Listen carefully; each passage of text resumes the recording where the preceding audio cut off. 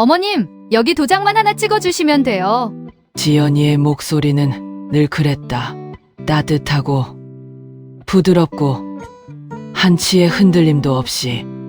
나는 그 목소리를 믿었다. 내 아들이 선택한 여자니까, 내 피부치나 다름없으니까 그냥 믿었다. 그게 다였다.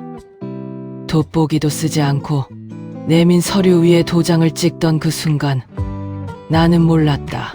그 작은 도장 하나가 평생 지켜온 내 집을, 내 이름을, 내 삶을 통째로 지워버릴 거라는 걸. 이 이야기는 그날부터 시작된다. 72세 김말순, 나의 이야기입니다. 살면서 억울하고 답답했던 사연 댓글에 올려주세요. 직접 영상으로 만들어 드리겠습니다. 끝까지 함께 해주실 분들 지금 바로 좋아요와 구독 먼저 눌러주세요. 이런 이야기 주변에 꼭 나눠주셔야 할 것 같아서요. 자, 그럼 시작할게요. 봄이었다. 마당 한쪽에 심어놓은 라일락이 막 피기 시작하던 때였다. 남편이 살아있을 때 함께 심은 나무였다. 해마다 그 꽃이 피면 나는 한참 서서 바라보곤 했다. 말 한마디 없어도 그이가 거기 있는 것 같아서. 올해도 피었네. 잘도 피었어. 나는 빗자루를 들고 마당을 쓸고 있었다. 무릎이 쑤셨지만 이 집 마당만은 내 손으로 쓸어야 직성이 풀렸다. 30년이 넘게 그래왔으니까 이 집은 그냥 집이 아니었다. 남편과 내가 손바닥이 다 닳도록 일해서 장만한 우리 삶의 증거 같은 곳이었다. 골목 어귀에서 구두 소리가 들렸다. 또각또각 경쾌하고 자신감 넘치는 그 발소리만으로도 나는 알 수 있었다. 지연이구나. 어머니, 저예요. 며느리 박지연은 언제나 밝게 웃으며 나타났다. 한 손에는 반찬통, 다른 한 손에는 커피 한 잔. 마치 드라마에서 튀어나온 것처럼 단정하고 예쁜 모습으로. 아이고, 또 이렇게 뭘 들고 왔어? 갈치조림이에요. 어머님 좋아하시잖아요. 어제 시장 갔다가 좋은 거 보여서요. 나는 빗자루를 세워두고 손을 털었다. 솔직히 기뻤다. 저 아이가 올 때마다 이 집이 환해지는 것 같았다. 현우가 장가를 잘 갔다. 늘 그렇게 생각했다. 우리는 마루에 나란히 앉아 커피를 마셨다. 지연이가 내 손을 슬며시 잡더니 조심스럽게 말을 꺼냈다. 어머님, 드릴 말씀이 있어서요. 응, 말해봐. 이 동네 있잖아요. 재개발 얘기가 돌고 있거든요. 재개발? 나는 고개를 들었다. 재개발이라는 말은 동네 어귀에서 몇 번 들은 적이 있었다.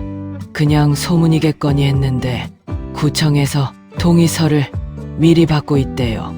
일정 이상 주민이 동의하면 나중에 새 아파트를 배정받을 수 있는 거거든요. 어머님 집이 딱 그 구역 안에 있어요. 새 아파트. 네, 근데 동의서를 먼저 낸 분들이 우선권을 받는다고 해서요. 제가 알아봤더니 지금 서류 접수 마감이 얼마 안 남았다고 해서. 지연이가 가방에서 서류 한 묶음을 꺼냈다. 깔끔하게 인쇄된 서류들이었다. 빽빽하게 적힌 글씨들. 나는 돋보기를 가지러 가려다 말았다. 며느리가 다 알아봤다는데 내가 뭘 더 봐야 하나. 어머니, 복잡한 건 제가 다 처리할게요. 여기 이름 쓰시고 도장만 찍어주시면 돼요. 지연이는 손가락으로 정확히 줄을 짚어줬다. 이름 쓸 자리, 도장 찍을 자리. 나는 잠깐 망설였다. 딱 1초 정도. 아들, 며느리가 하는 일인데 날 속이겠어. 도장을 찍었다. 찰칵. 그 소리가 왜 그렇게 작았을까? 내 평생이 그 소리 하나에 담겨 있었는데. 지연이가 돌아간 뒤 나는 한참 마당을 바라봤다. 라일락은 여전히 흔들리고 있었다. 바람도 없는데 왜 흔들리는지 몰랐다. 잘 된 거겠지. 새 아파트 생기면 현우 내외도 자주 오겠지. 나는 그렇게 믿었다. 그리고 그 믿음이 내 발목을 잡을 거라는 걸 그때는 꿈에도 몰랐다. 그게 다가 아니었다. 그 뒤로 지연이는 더 자주 왔다. 반찬을 들고 때로는 과일을 들고 어느 날은 나를 병원까지 데려다 줬다. 혈압약을 타러 갔는데 대기실에서 나란히 앉아 잡지를 같이 보기도 했다. 어머님은 혼자 이걸 다 하셨어요? 대단하세요. 진짜 그 말이 좋았다. 누군가 알아주는 것 같아서 평생 혼자 다 해왔는데 이제야 누가 곁에 있어주는 것 같아서. 일주일이 지나고 지연이가 다시 왔다. 어머님, 행정 처리를 하다 보니까 서류가 좀 더 필요하대요. 등기부등본이랑 인감증명서가 있어야 한다고 해서요. 등기부등본, 그게 어디 있더라? 제가 같이 찾아드릴게요. 우리는 같이 장롱 서랍을 뒤졌다. 남편이 살아있을 때부터 보관해온 서류들이 가득했다. 지연이는 능숙하게 필요한 서류를 골라냈다. 이것만 잠깐 빌려가면 되는 거죠? 처리되면 바로 돌려드릴게요. 나는 고개를 끄덕였다. 지연이는 서류를 가방에 넣으며 환하게 웃었다. 어머니, 저 믿으시죠? 그럼 믿지. 내 아들 며느린데 현관문이 닫히는 소리가 났다. 나는 텅 빈 서랍을 바라봤다. 남편 글씨로 꼼꼼하게 정리해 둔 서류들이 하나씩 빠져나간 자리, 왜인지 모르게 서늘했다.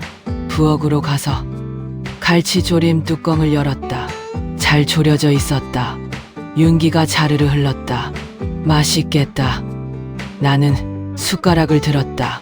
그리고 그게 내 집에서 마음 편히 밥을 먹은 마지막 날 중 하나였다는 걸 그때는 알지 못했다. 창밖에서 라일락 향기가 흘러들어왔다. 달콤하고 아련하고 조금은 슬픈 냄새였다. 여름이 오고 있었다. 마당 라일락은 이미 꽃을 다 떨구고 짙은 초록 잎만 가득했다. 나는 그 잎을 바라보며 물을 주었다. 꽃이 없어도 나무는 살아있었다. 나처럼. 그래, 살아있으면 된 거야. 지연이가 집에 오는 횟수가 늘었다. 봄에 도장을 찍은 뒤로 한 달 사이에 벌써 6번이었다. 올 때마다 뭔가를 들고 왔다. 삼계탕 한 그릇, 수박 반 통, 팔 마사지기 하나. 나는 그 아이가 올 때마다 마음이 환해졌다.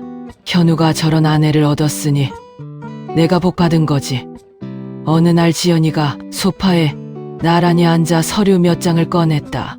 어머니, 재개발 진행이 순조롭게 가고 있어요. 그런데 구역 지정이 확정되려면 아직 몇 달은 걸린대요.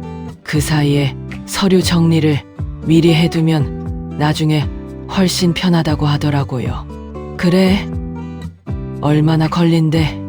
늦어도 연말 전에는 될 것 같아요. 어머님은 그냥 기다리시면 돼요. 제가 다 할게요. 지연이는 서류를 가리키며 차분하게 설명했다. 구역 지정 신청서, 주민동의 확인서, 재개발 조합 예비 등록 서류. 단어들이 낯설고 복잡했다. 재개발이라는 게 이렇게 서류가 많은 건가? 제가 다 챙겨드릴게요. 어머님은 괜히 복잡하게 생각하지 마시고 그냥 저 믿고 계세요. 지연이가 내 손을 꼭 쥐었다. 따뜻한 손이었다. 나는 고개를 끄덕였다. 그래, 이 아이가 다 알아서 하는데 내가 뭘 더 알아야 해. 그즈음 현우가 왔다. 아들은 한 달에 한 번 올까 말까 했다.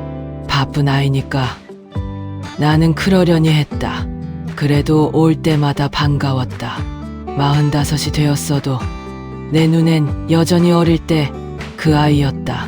엄마, 밥 잘 먹고 있어? 잘 먹지. 지연이가 자주 와서 반찬도 해주고 현우가 고개를 끄덕이며 웃었다.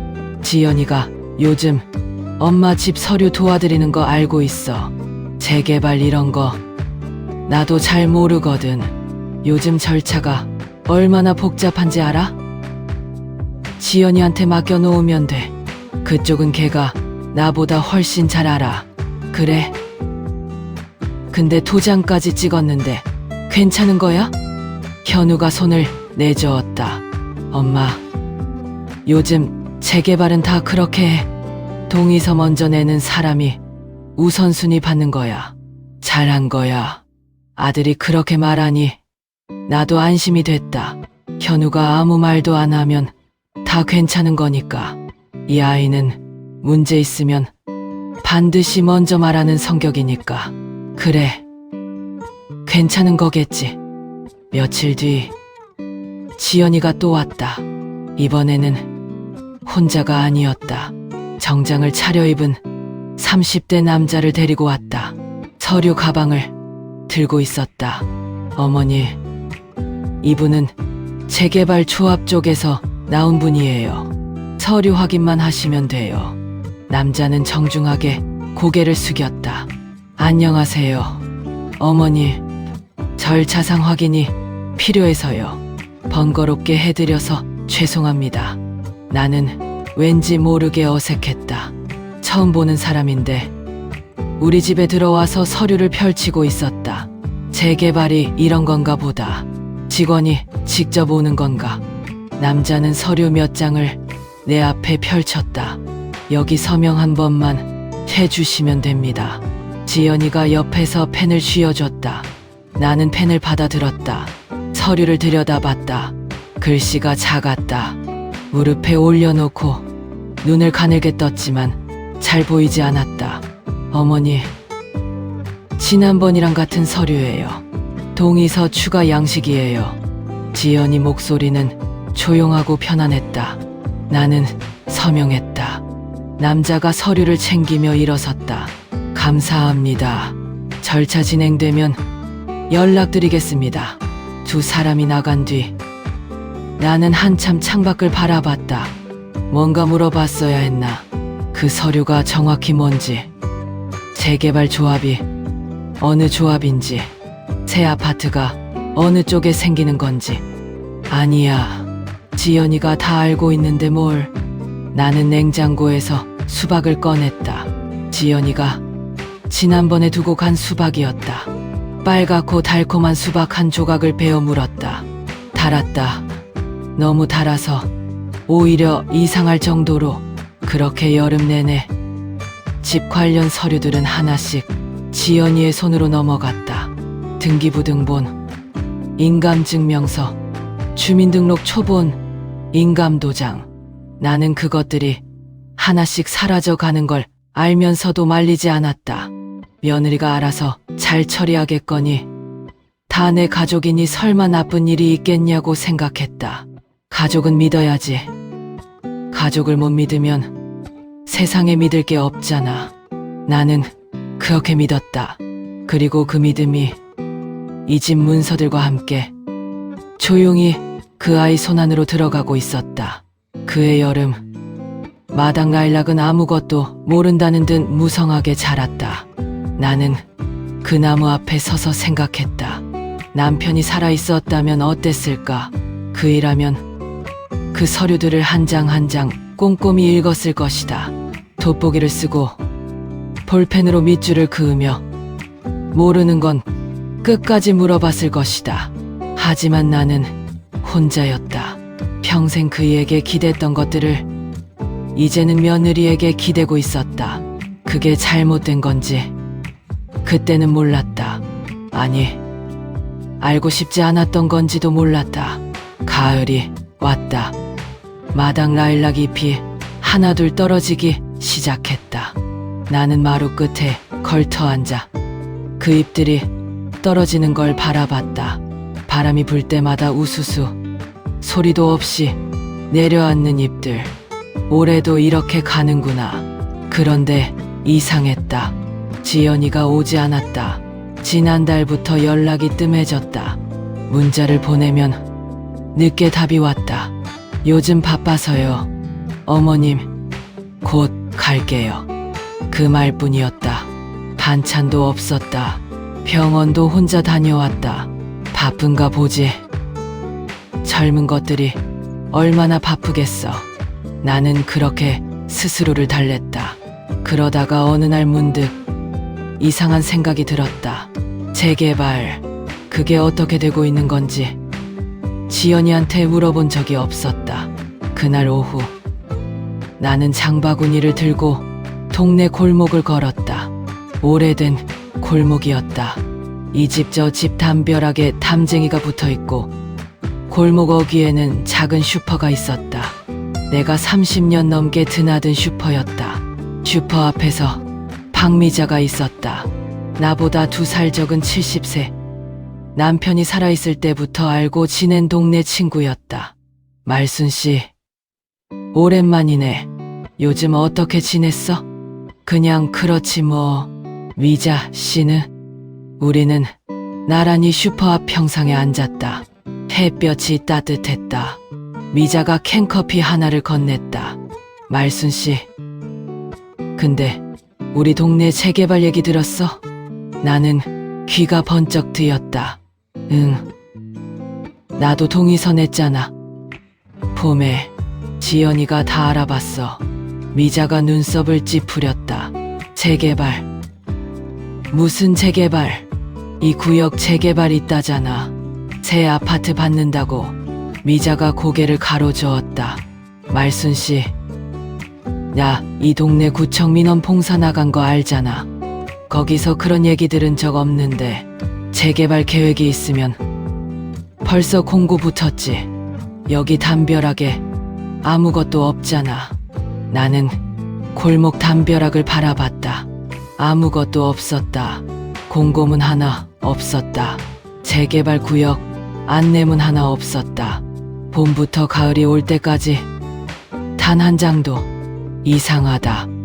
나는 입안이 바짝 말랐다. 미자씨, 그럼 재개발이 없다는 거야? 내가 알기론 없어. 혹시 다른 동네 얘기 아냐? 집에 돌아오는 길이 유난히 멀게 느껴졌다. 장바구니가 무거웠다. 아니, 장바구니가 무거운 게 아니었다. 가슴이 무거웠다. 설마 그럴 리가. 나는 걸음을 멈추고 지연이에게 문자를 보냈다. 지연아, 재개발 요즘 어떻게 되고 있어? 궁금해서. 답장이 오는데 2시간이 걸렸다. 어머니, 지금 진행 중이에요. 좀 더 기다리셔야 해요. 행정이 워낙 느려서요. 나는 그 문자를 한참 들여다봤다. 이상하게 그 2 글자가 눈에 걸렸다. 웃음표라니. 다음 날 아침 나는 일찌감치 옷을 차려입었다. 구청에 가기로 했다. 버스를 타고 가는 내내 손을 무릎에 올려놓고 꼭 쥐었다. 지연이가 말한 대로라면 재개발이 진행 중일 것이다. 직접 확인하면 안심이 될 것이다. 그게 전부였다. 구청 민원실 번호표를 뽑고 기다렸다. 창구 직원이 나를 불렀다. 어떻게 오셨어요? 우리 동네 재개발 관련해서요. 동구역이요. 진행 상황을 알고 싶어서요. 직원이 컴퓨터를 두드렸다. 잠시 침묵. 어머니, 동구역이요? 네, 저희 현황에는 해당 구역 재개발 계획이 없는데요. 나는 잘못 들은 줄 알았다. 없다고요? 네, 현재 저희 구청 기준으로 해당 구역은 재개발 예정 지역으로 지정된 바가 없습니다. 없다. 그 말이 귀 안에서 울렸다. 없다. 없다. 없다.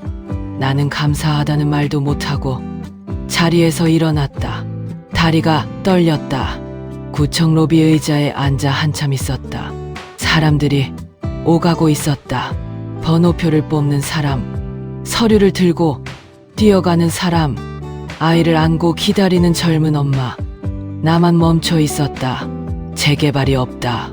그러면 내가 찍은 그 도장은 뭔가? 그 서류들은 뭔가? 등기부등본, 인감증명서, 인감도장, 지연이가 가져간 그것들은 다 어디에 쓰인 건가? 나는 구청에서 나와 골목 부동산으로 향했다. 장철수 부동산. 우리 동네에서 20년 넘게 자리를 지킨 중개사무소였다. 남편이 살아있을 때도 가끔 들렀던 곳이었다. 장 사장은 나를 보자마자 반겼다. 어이구, 말순 씨 아니야. 오랜만이네. 어쩐 일이야? 나는 자리에 앉아 천천히 말했다. 봄부터 있었던 일들을, 지연이가 재개발 동의서를 가져온 것, 서류를 모두 건네준 것, 낯선 남자와 함께 와서 서명을 받아간 것. 장 사장의 표정이 점점 굳어갔다. 그 서류가 정확히 어떤 서류인지 봤어요? 아니요. 지연이가 재개발 관련 서류라고 해서 등기부등본이랑 인감도장까지 줬어요? 네. 장 사장이 한숨을 내쉬었다. 말순 씨, 솔직히 말할게요.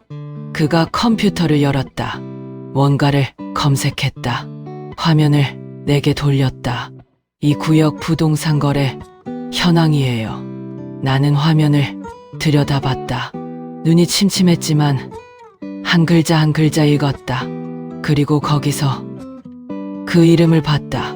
김말순. 내 이름이었다. 내 집 주소였다. 그리고 그 옆에 적힌 글자들. 매매 계약 완료. 세상이 빙그르르 돌았다. 말순 씨. 장 사장의 목소리가 멀리서 들려오는 것 같았다. 이미 집이 넘어간 것 같아요. 나는 그 자리에서 한동안 말을 잇지 못했다. 창밖으로 골목이 보였다. 내가 매일 걷던 골목, 라일락 향기가 흘러들어오던 그 골목. 내 집이 팔렸다고. 손이 떨렸다. 무릎도 떨렸다. 그런데 이상하게 눈물은 나오지 않았다. 너무 놀라면 눈물도 안 나온다는 걸 나는 그날 처음 알았다. 장 사장이 내 앞에 물 한 잔을 내밀었다. 나는 그 물을 두 손으로 받아들었다. 손이 떨려서 물이 조금 흘렀다. 어디서부터 잘못된 걸까? 봄날 마당에서 빗자루를 들고 있던 내가 생각났다. 라일락이 피어있던 날, 지연이가 구두 소리를 내며 들어오던 날, 도장을 찍던 그 순간, 찰칵. 그 소리가 이제는 다르게 들렸다. 자물쇠가 잠기는 소리처럼. 그날 밤 나는 잠을 자지 못했다. 천장을 바라보며 누워 있었다. 남편이 살아있을 때는 이 방이 따뜻했다. 그의 숨소리만으로도 방이 가득 찬 것 같았다.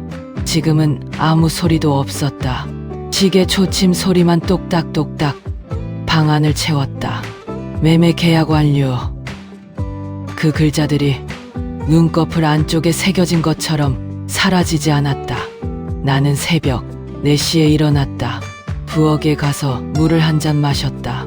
싱크대 앞에 서서 창밖을 봤다.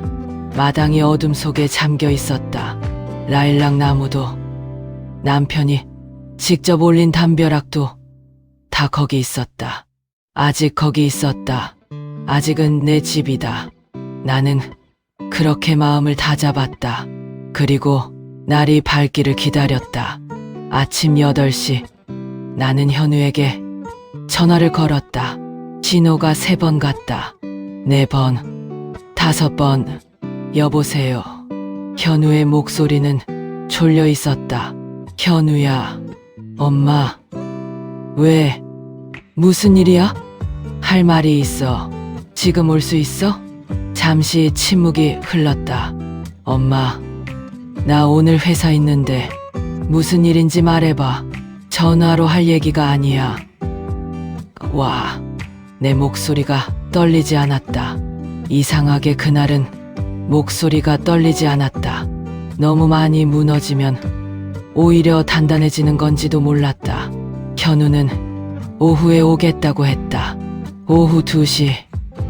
현우가 왔다. 혼자가 아니었다. 지연이도 함께였다. 나는 그걸 보는 순간 가슴이 쿵 내려앉았다. 아들에게만 얘기하고 싶었는데 단둘이서 조용히. 지연이는 현관에 들어서며 평소처럼 밝게 웃었다. 어머님, 갑자기 무슨 일이에요? 현우가 엄마가 부른다고 해서 같이 왔어요. 나는 그 웃음을 바라봤다. 봄부터 가을까지 그 웃음을 믿어왔다. 그 눈을 믿어왔다. 앉아. 세 사람이 거실에 앉았다. 나는 장철수 사장한테서 출력해온 서류를 탁자 위에 올려놓았다. 이게 뭔지 알아? 지연이가 서류를 들여다봤다. 표정이 잠깐 굳었다가 다시 돌아왔다. 놀라울 만큼 빠르게. 어머니, 이거 내 집 매매 계약서야. 내가 모르는 사이에 팔린 거야. 현우가 서류를 빼앗아 봤다. 눈동자가 빠르게 움직였다. 이게 무슨... 지연아. 나는 며느리를 똑바로 봤다. 재개발 동의서라고 했잖아. 그 서류가 뭔지 제대로 말해봐. 지연이가 천천히 입을 열었다. 놀랍게도 그 눈에 눈물이 고였다. 어머니, 저도 이렇게 될 줄 몰랐어요. 재개발 조합 쪽에서 서류가 바뀐 것 같아요. 저도 당한 거예요. 당했다고. 나는 그 말을 듣는 순간 무릎 위에 올린 손을 꽉 쥐었다. 지연아, 조합 직원이라고 데려온 그 사람은 누구야? 재개발 업체 쪽 담당자라고 해서 저도 믿었는데 등기부등본이랑 인감도장은 그건 왜 가져간 거야? 행정 서류에 필요하다고 해서요. 저도 속은 거예요. 어머님. 눈물이 뺨을 타고 흘렀다. 지연이는 손으로 눈을 닦았다. 나는 그 눈물을 바라봤다. 저게 진짜 눈물인가? 봄부터 지금까지 나를 위해 반찬을 해오고 병원을 데려다주고 서류를 도와준다던 사람이 지금 저 눈물이 진짜인지 가짜인지 나는 알 수가 없었다. 그리고 그때 현우가 입을 열었다. 엄마. 현우의 목소리가 낮았다. 엄마가 허락한 거잖아요. 나는 고개를 들었다. 뭐, 도장 찍을 때 엄마가 직접 찍은 거잖아. 지연이가 억지로 찍은 게 아니잖아요. 현우야. 나는 재개발 동의서인 줄 알고 엄마 서류를 제대로 안 읽은 거잖아요. 아들의 눈이 나를 피했다. 나는 그 눈을 봤다. 내가 낳고 키운 아들, 손이 닳도록 일해서 학교 보내고 결혼도 시킨 내 아들. 그 아이가 지금 나를 보지 않고 있었다. 현우야, 너 지금 엄마한테 그 말 하는 거야? 엄마, 지연이도 몰랐다잖아요. 왜 지연이만 잡아요? 지연이만 잡는다고. 내 목소리가 처음으로 떨렸다. 나는 지연이를 믿었어. 내 며느리를, 내 가족을 믿은 게 잘못이야? 현우가 대답하지 않았다. 지연이가 조용히 말했다. 어머니, 저도 너무 속상해요. 근데 지금 저한테 화내신다고 해결이 되는 게 아니잖아요. 법적으로 풀어야 하는 문제인데 제가 할 수 있는 건 다 할게요. 차분했다. 너무 차분했다. 나는 그 차분함이 무서웠다. 그때 현우가 어렵게 입을 열었다. 엄마, 사실 나도 할 말이 있어. 무언가를 결심한 듯 손을 무릎에 올렸다. 지연이한테 들었는데 엄마가 집 관리가 힘드니까 정리하고 싶다고 했다면서 그 돈으로 우리 같이 아파트 사려고 한다고. 나는 귀를 의심했다. 내가 그런 말을 했어. 지연이한테 그렇게 말했다고. 현우야, 나는 아들을 똑바로 봤다. 엄마가 그런 말 한 적 없어. 단 한 번도. 현우의 눈이 흔들렸다. 그런데 이내 다시 굳었다. 엄마, 그러니까 그 집 팔린 돈이요. 현우가 고개를 떨궜다. 그 돈 중에 일부가 내 사업 투자금으로 들어갔어요. 사업 투자금. 방안이 갑자기 조용해졌다. 현우야, 그게 무슨 말이야? 지연이가 엄마 허락받았다고 해서 나도 그 돈이 어디서 나온 건지 자세히 안 물어보고 썼어. 이미 창업에 투자가 됐어. 돌이킬 수가 없어. 나는 한동안 말을 못했다. 아들이 그 돈을 썼다. 내 집이 팔린 돈을 내 허락도 없이 이미 써버렸다. 그래서였구나. 그래서 아들이 지연이 편을 드는 거구나. 자기가 그 돈을 썼다고 인정하는 순간 자기도 이 일에 엮이는 거니까. 나는 조용히 소파 등받이에 기댔다. 아들의 얼굴을 바라봤다. 45살. 내 아들. 무릎을 모으고 고개를 숙이고 있었다. 어릴 때 잘못하고 혼날 때 꼭 저러던 아이였다. 그런데 오늘은 혼낼 수가 없었다. 이 아이도 지연이한테 속은 건가? 아니면 알면서 모른 척한 건가? 나는 그 답을 알 수 없었다. 알고 싶지도 않았다.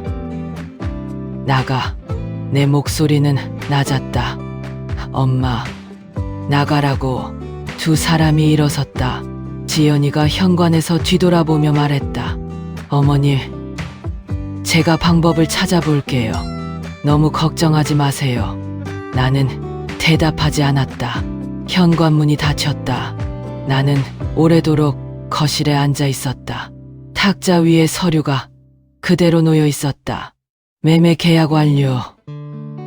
내 이름, 내 집 주소, 엄마가 허락한 거잖아요. 현우의 그 말이 방안을 가득 채웠다. 나는 눈을 감았다.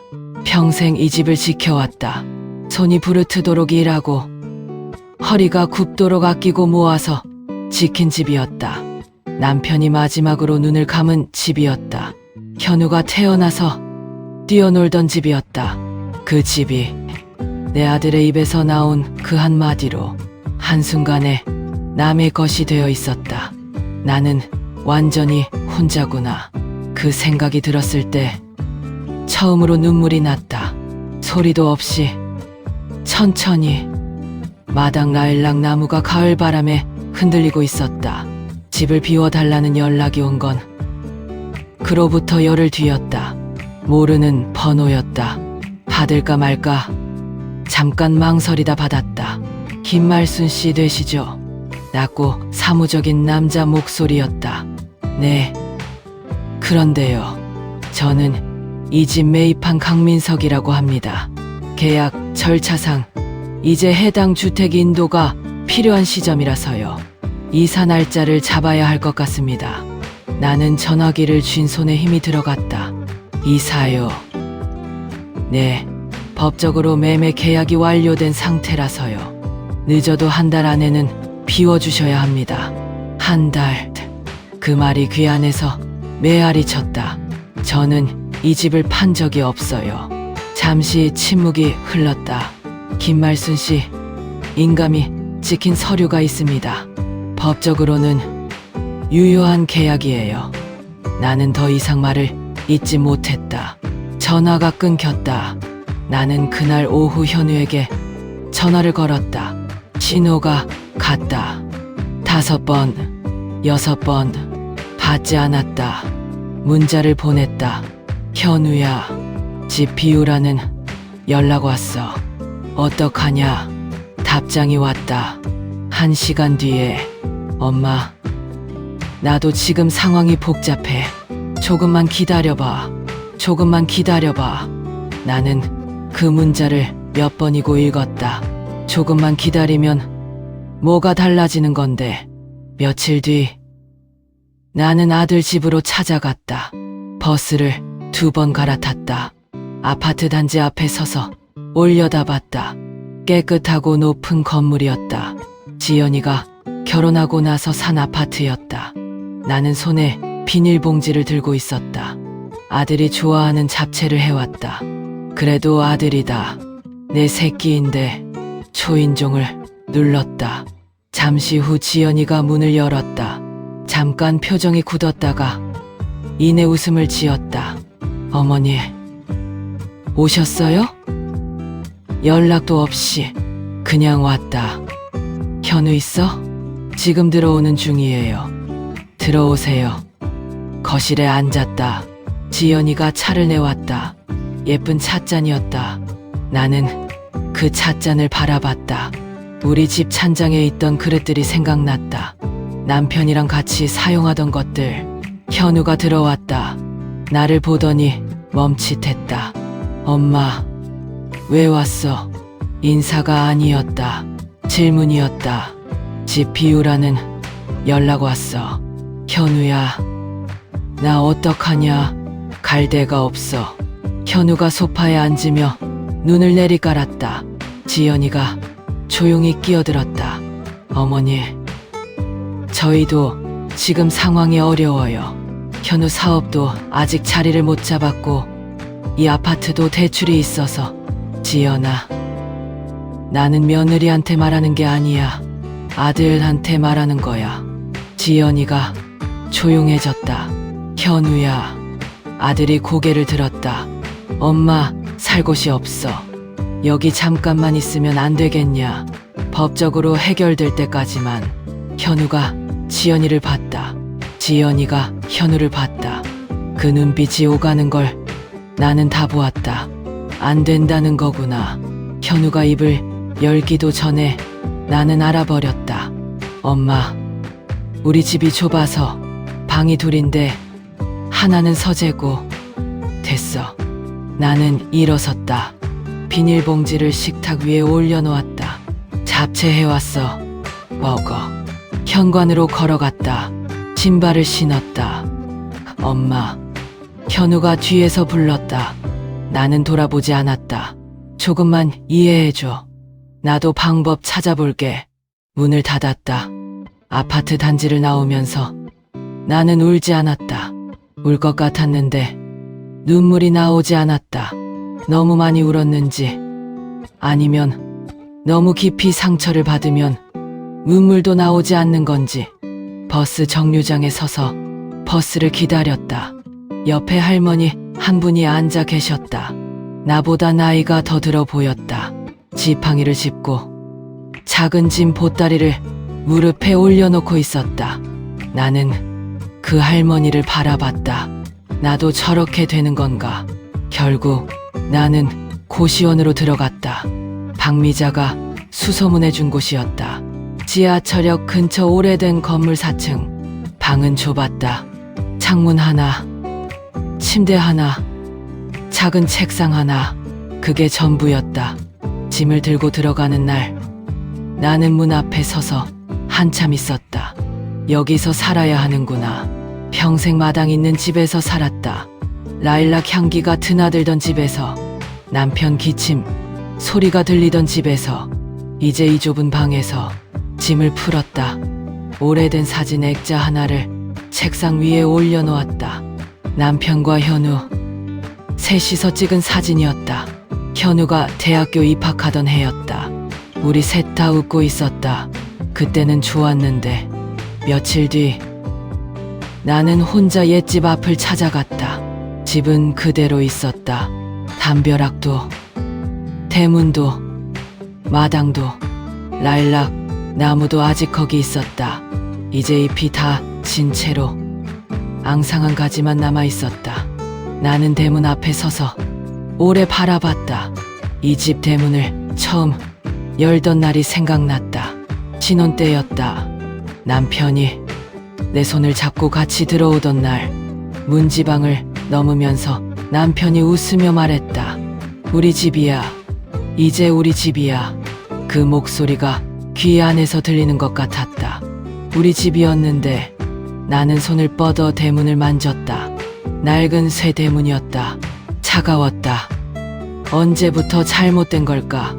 봄날 도장을 찍던 그 순간인지, 서류를 의심 없이 넘겨주던 그 순간인지, 아니면 훨씬 더 오래전부터 세상을 너무 선하게만 봐온 내 눈이 문제였던 건지.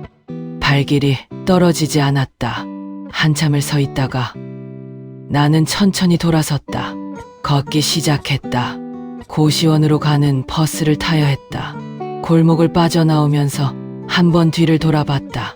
집이 저기 있었다. 내 집이 저기 그대로 있었다. 기다려. 내가 반드시 돌아올게. 소리 내어 말하지 않았다. 그냥 마음속으로. 그런데 이상하게 그 말을 하고 나서야 발걸음이 떼어졌다. 한 걸음, 또 한 걸음. 나는 걸었다. 무너지지 않으려고 이를 악물고 걸었다. 고시원 생활 사흘째 되던 날이었다. 나는 새벽 5시에 눈이 떠졌다. 좁은 천장을 바라봤다. 형광등 자국이 남아 있었다. 누군가 오래 살다 간 흔적들이 벽 여기저기에 남아 있었다. 긁힌 자국, 지워지다만 낙서, 목구멍. 여기서도 누군가 살았겠구나. 나는 천천히 일어났다. 세면대에서 얼굴을 씻었다. 거울을 봤다. 거울 속 여자가 낯설었다.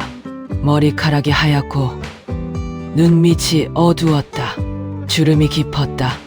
내가 이렇게 됐나. 수건으로 얼굴을 닦으면서 나는 생각했다. 이대로 있으면 안 된다. 무너지면 안 된다. 뭔가를 해야 한다. 그날 오전 나는 장철수 부동산을 다시 찾아갔다. 장 사장은 나를 보자마자 자리에서 일어났다. 말순 씨, 요즘 어떻게 지내요? 많이 힘들겠다. 고시원에 있어요. 장 사장의 얼굴이 굳었다. 고시원요? 아들 집에도 못 가게 됐어요.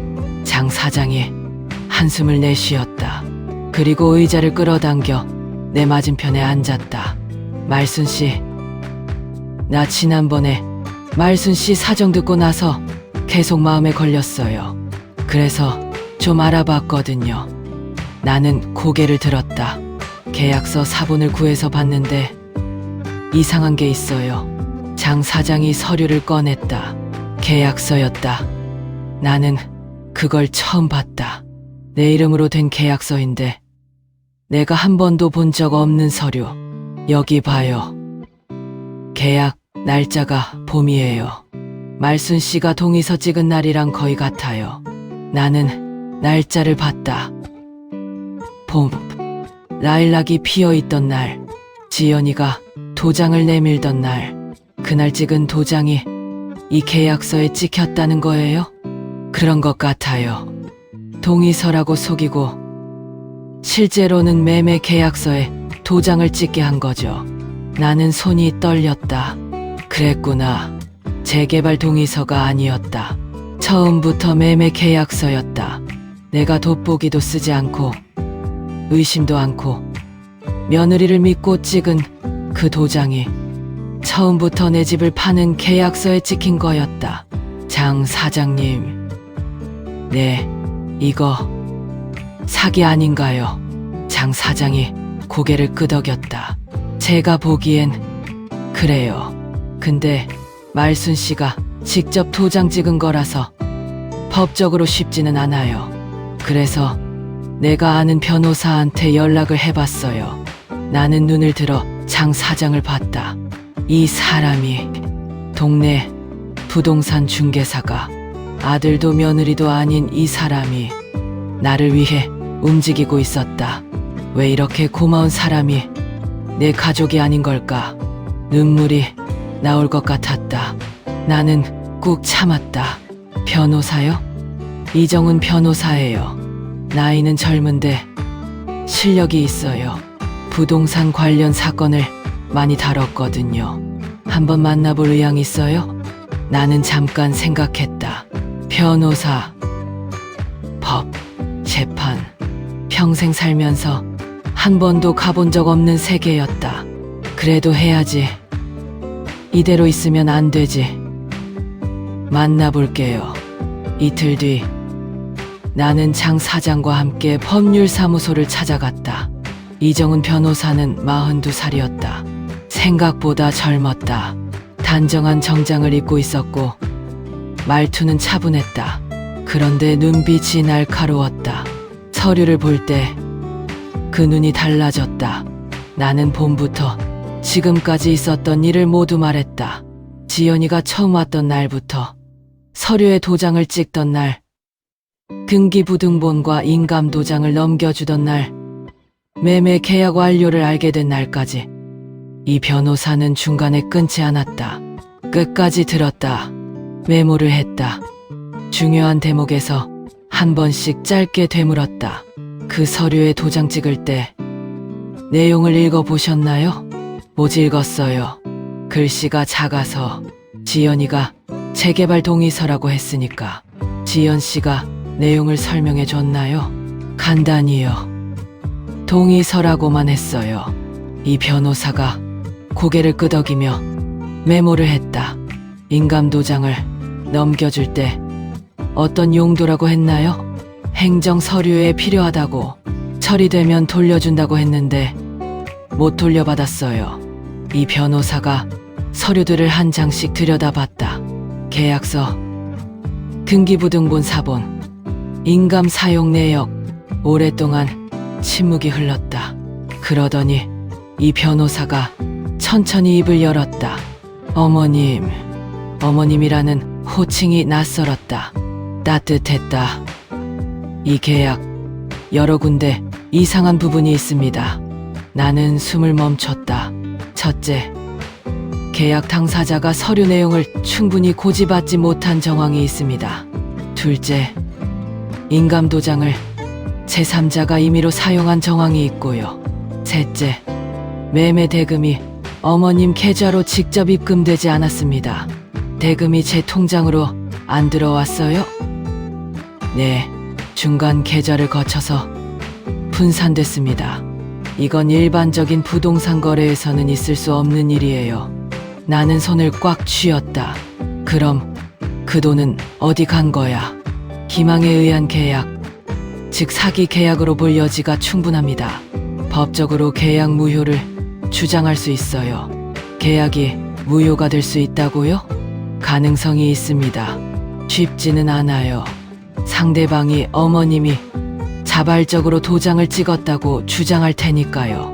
하지만 인감 사용 경위, 서류 전달 과정, 대금 흐름을 추적하면 충분히 싸워볼 수 있습니다.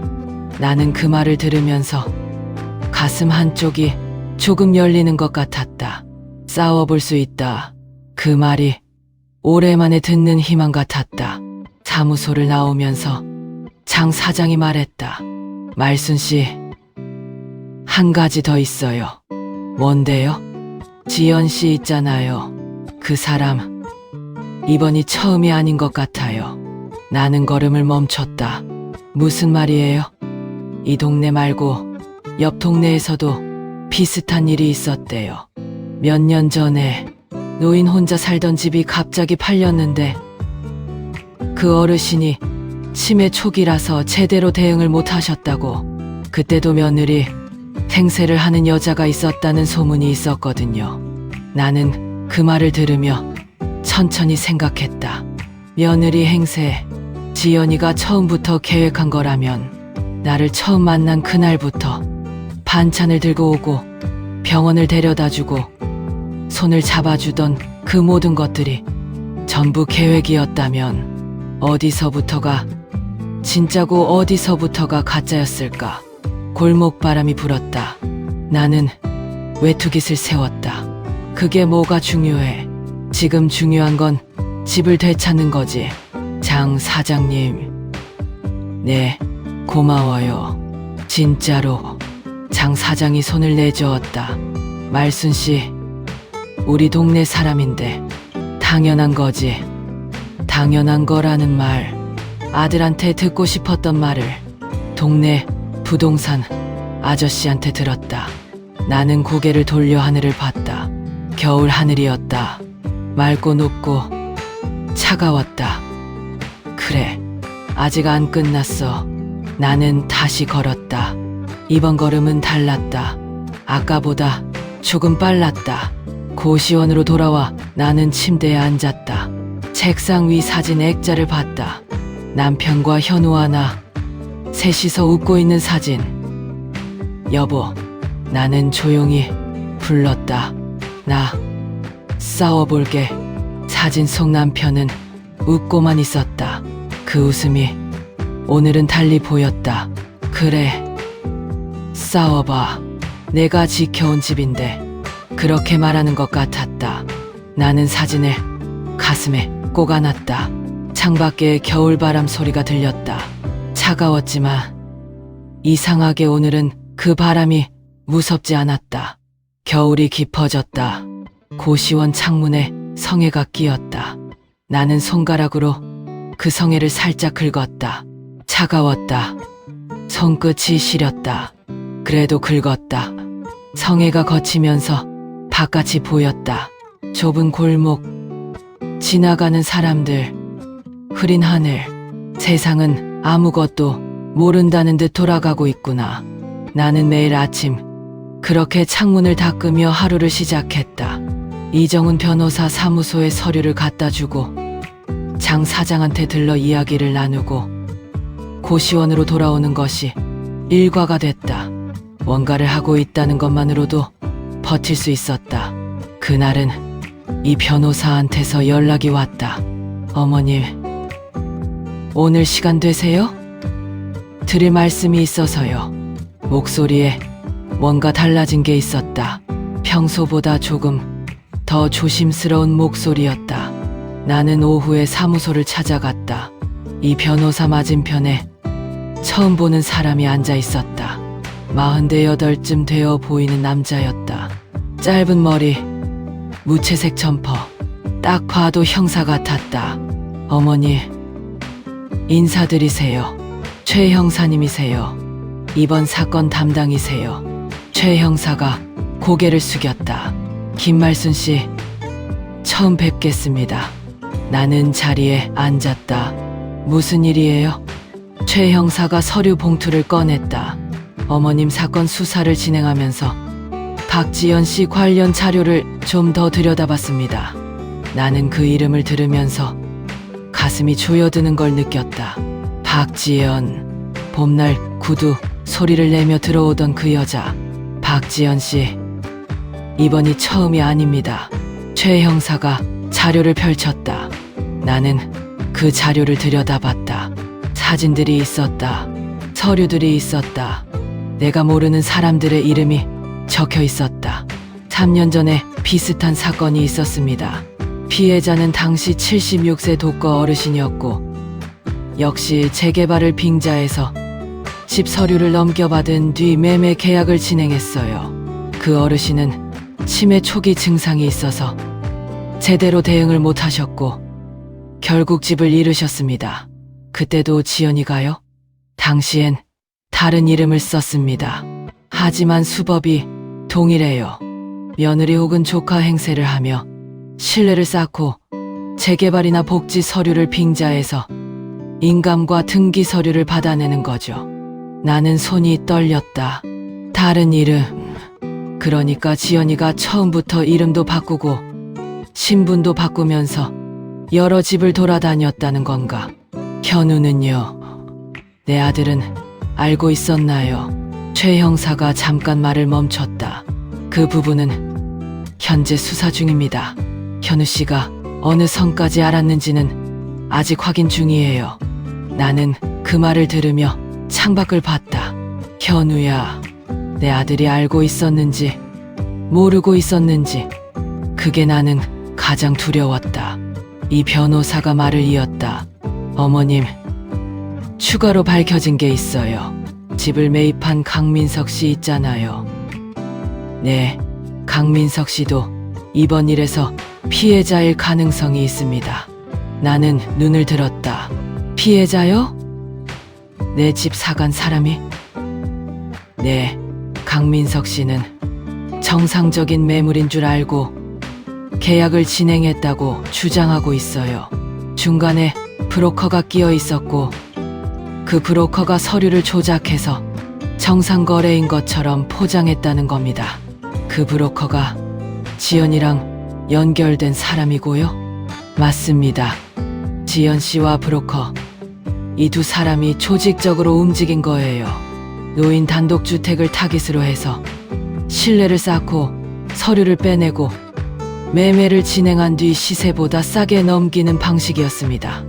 브로커는 차익을 챙기고 지연 씨는 수수료를 받는 구조였어요. 수수료.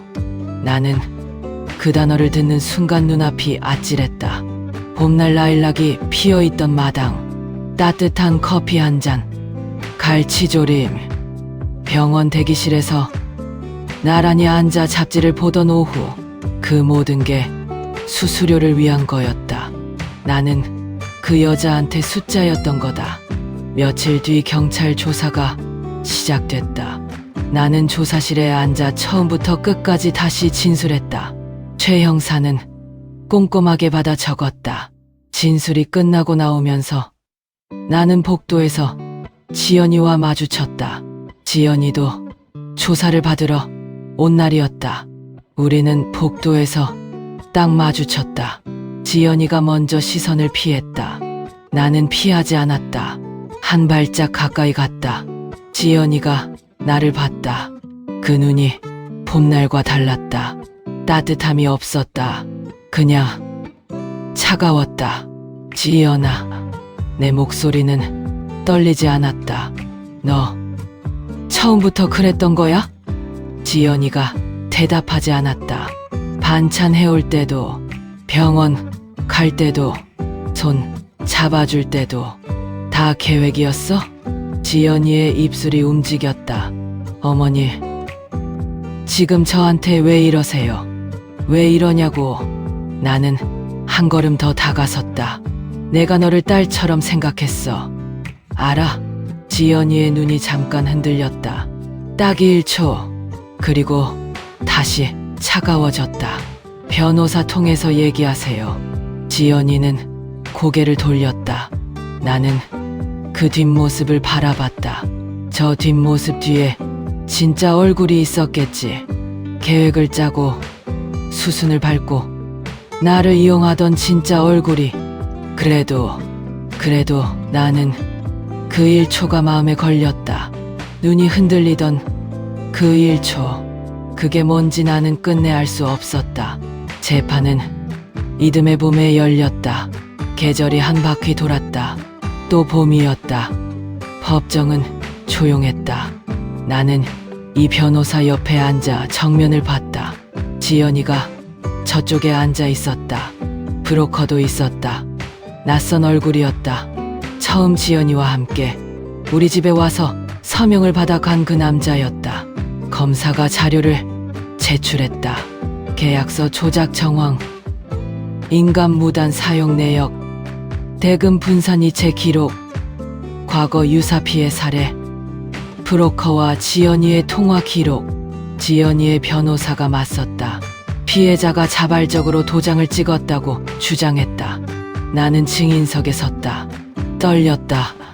손도, 무릎도, 목소리도. 그래도 말했다.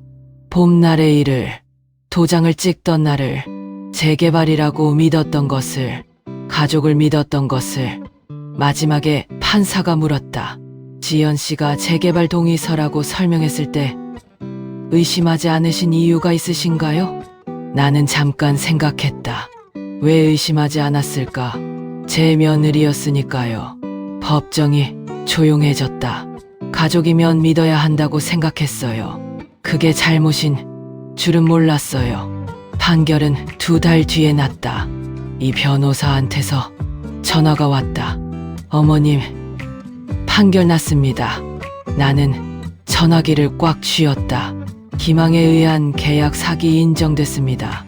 매매 계약 무효 판결이 났고요. 박지연 씨는 징역형입니다. 브로커도 같이요. 나는 한동안 말을 못했다. 어머니, 네, 집으로 돌아가실 수 있어요. 집으로 돌아갈 수 있다. 그 말이 귀 안으로 들어와서 가슴까지 내려오는데 시간이 걸렸다. 창밖을 봤다. 봄이었다. 또 봄이 왔다. 그날 저녁 현우한테서 전화가 왔다. 엄마. 목소리가 낮았다. 잠겨 있었다. 나야. 알아. 침묵이 흘렀다. 엄마. 나는 지연이가 그런 사람인지 몰랐어. 진짜로. 나는 대답하지 않았다. 믿어줘. 엄마. 나는 몰랐어. 나는 창밖을 봤다. 어두운 골목에 가로등이 켜져 있었다. 믿어줘. 그 말이 봄날 지연이가 했던 말과 겹쳤다. 저를 믿으시죠? 어머니. 나는 눈을 감았다. 현우야. 내가 몰랐다고 해도, 알면서 눈 감은 거라 해도 너는 내 아들이다. 알았어. 그것만 말했다. 현우가 전화기 너머에서 숨을 들이쉬는 소리가 들렸다. 울음을 참는 소리 같았다. 엄마. 응, 미안해. 나는 오래도록 그 말을 듣고 있었다. 봄밤 바람이 창틈으로 스며들었다.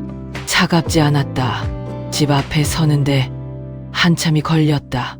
판결이 난 뒤로 일주일이 지났다. 법적 절차가 마무리되고 이 변호사가 열쇠를 건네주던 날, 나는 고시원 짐을 챙겨 버스를 탔다. 버스 안에서 손에 열쇠를 쥐고 있었다. 새 열쇠였다. 낡고 무거웠다. 이게 아직 내 열쇠구나. 버스에서 내려 골목을 걸었다. 오래된 골목이었다. 담벼락, 슈퍼, 가로등 다 그대로였다. 세상은 내가 고시원에 있는 동안도 아무것도 달라지지 않았다는 듯 그 자리에 있었다. 그리고 집 앞에 섰다. 낡은 대문, 겨울을 나고 봄을 맞은 대문이 거기 있었다. 나는 한동안 그냥 서 있었다. 발이 떨어지지 않았다. 들어가고 싶었다. 그런데 막상 앞에 서니까 발이 굳었다. 왜인지 몰랐다. 어서 들어가면 되는데 1년이 넘었구나. 도장을 찍던 봄부터, 이상함을 느끼던 가을부터, 집을 나오던 그 저녁부터, 고시원 천장을 바라보며 새벽을 맞던 그 수많은 날들부터 1년이 넘는 시간이 이 대문 앞에 쌓여 있었다. 나는 열쇠를 자물쇠에 꽂았다. 돌렸다. 찰칵. 그 소리가 봄날 도장 소리와 같았다. 똑같은 소리였는데 이번엔 달랐다. 자물쇠가 잠기는 소리가 아니었다. 자물쇠가 열리는 소리였다. 대문을 밀었다. 마당이 보였다. 라일락 나무가 있었다. 새잎이 돋아 있었다. 연초록, 아직 여리고 작은 잎들이 가지마다 돋아나 있었다. 겨울을 버티고 봄을 받아들인 나무가 아무 일도 없었다는 듯 거기서 자라고 있었다. 나는 짐을 내려놓고 그 나무 앞에 섰다. 손을 뻗어 가지를 만졌다. 거칠고 단단했다. 차갑지 않았다. 봄 햇볕을 받은 나무는 온기가 있었다. 살아있었네. 나도 모르게 그 말이 나왔다. 나무한테 하는 말인지 나한테 하는 말인지 눈물이 났다. 소리 없이 그냥 흘렀다. 고시원에서는 울지 않으려고 이를 악물었는데, 법정에서는 눈물을 참았는데, 집 앞 대문 앞에서도 꾹 참았는데, 라일락 나무 앞에서는 참을 수가 없었다. 남편이 심은 나무니까, 그이랑 같이 물을 주던 나무니까, 해마다 꽃이 피면 나란히 서서 바라보던 나무니까. 여보, 나는 나무를 잡고 나지막이 불렀다. 나 돌아왔어. 바람이 불었다. 나뭇가지가 흔들렸다. 대답처럼 집 안으로 들어갔다. 낡았지만 그대로였다.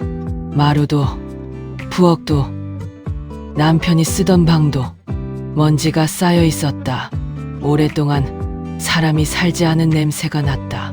퀴퀴하고 차갑고 텅 빈 냄새. 나는 창문을 열었다. 하나씩 다 열었다. 바람이 들어왔다. 봄바람이 집 안을 가득 채웠다. 먼지가 일었다가 가라앉았다. 나는 빗자루를 찾았다. 오래된 빗자루가 부엌 한쪽에 세워져 있었다. 내가 두고 간 빗자루였다. 집을 나오던 날 그냥 두고 나온 것들 중 하나였다. 빗자루를 들었다. 마루를 쓸었다. 천천히 한 번씩 쓸면서 생각했다. 평생 이 집을 쓸었다. 앞으로도 쓸 것이다. 그 생각이 이상하게 위로가 됐다. 오후 늦게 현우가 왔다. 초인종 소리가 났다. 나는 부엌에서 나왔다. 대문을 열었다. 현우가 서 있었다. 혼자였다. 손에 과일 봉지를 들고 있었다. 얼굴이 많이 상해 있었다. 눈밑이 어둡고 볼이 홀쭉했다. 많이 힘들었겠구나. 나는 그 생각이 들면서 스스로 놀랐다. 아직도 이 아이가 안쓰럽다니. 엄마, 현우의 목소리가 갈라졌다. 들어와. 우리는 마루에 나란히 앉았다. 과일 봉지를 사이에 놓고 예전에 수백 번도 더 그랬던 것처럼 마루에 앉아 마당을 바라봤다. 한동안 아무 말도 없었다. 현우가 먼저 입을 열었다. 엄마, 나는 진짜 몰랐어. 응, 지연이가 그런 사람인 줄. 내 사업 투자금이 그 돈인 줄도 지연이가 엄마가 허락했다고 해서 나는 그냥 믿었어. 나도 속은 거야. 엄마, 나는 마당을 바라봤다. 라일락 나무가 바람에 흔들리고 있었다. 현우야. 응, 내가 몰랐다고 해도 알았다고 해도 나는 천천히 말했다. 엄마한테 그 말 하면 안 됐어. 엄마가 허락한 거잖아요. 그 말. 현우가 고개를 떨궜다. 미안해. 엄마가 얼마나 무너졌는지 알아? 그 말 한마디에 현우의 어깨가 떨렸다. 그 고시원에서 천장 바라보면서 얼마나 울었는지 알아? 현우가 무릎을 꿇었다. 마루 위에서 아들이 어머니 앞에 무릎을 꿇었다. 엄마, 잘못했어. 진짜 잘못했어. 나는 그 아이를 내려다봤다. 45살 아들이었다. 내가 낳고 키운 손바닥이 닳도록 일해서 먹이고 입히고 공부시킨 내 아이였다. 그래도 내 새끼다. 나는 손을 뻗었다. 현우의 어깨를 잡았다. 일어나. 현우가 고개를 들었다. 눈이 빨개져 있었다. 다시는 그러면 안 돼. 알았어? 현우가 고개를 끄덕였다.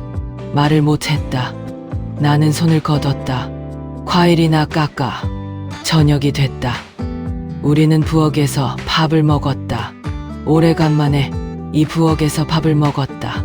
반찬은 별게 없었다. 김치, 계란말이, 된장찌개, 현우가 끓인 찌개였다. 서툴렀지만 맛있었다. 밥을 먹으면서 현우가 말했다. 엄마, 앞으로 내가 자주 올게. 나는 밥을 먹으면서 대꾸했다. 밥이나 제대로 먹어. 현우가 빙긋 웃었다. 그 웃음이 어릴 때 그 아이 웃음이었다. 나는 모른 척 찌개를 더 떴다. 현우가 돌아가고 나서 나는 혼자 마루에 앉았다. 밤이었다.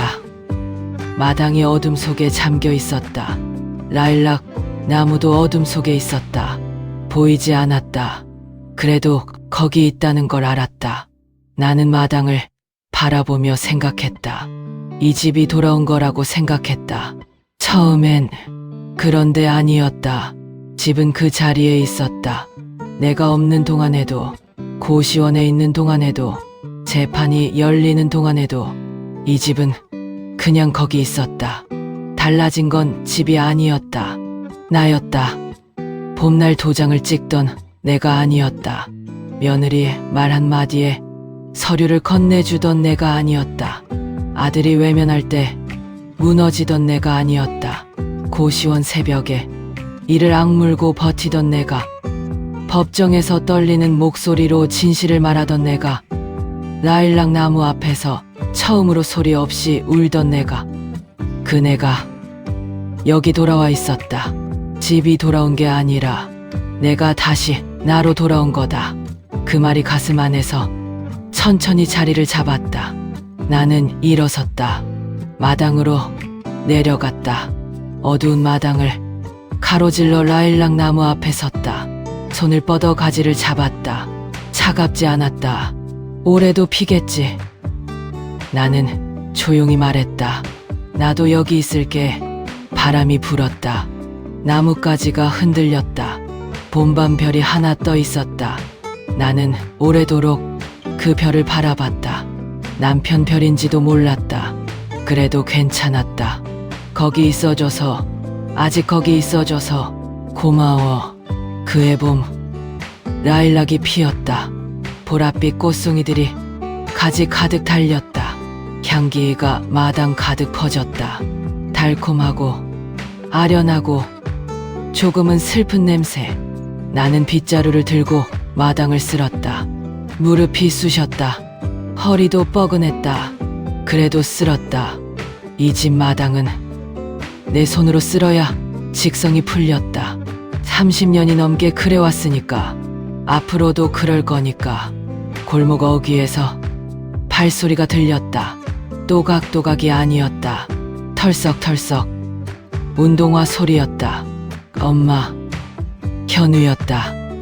손에 반찬통을 들고 있었다. 서툴게 싼 비닐봉지가 삐뚤어져 있었다. 갈치조림 해봤어. 맛있는지 모르겠는데 나는 빗자루를 세워두고 손을 털었다. 들어와. 아들이 대문을 들어섰다. 라일락 향기가 그 사이로 흘렀다.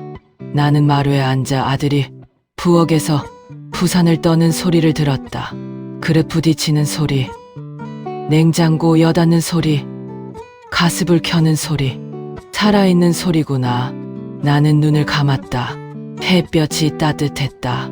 봄이었다.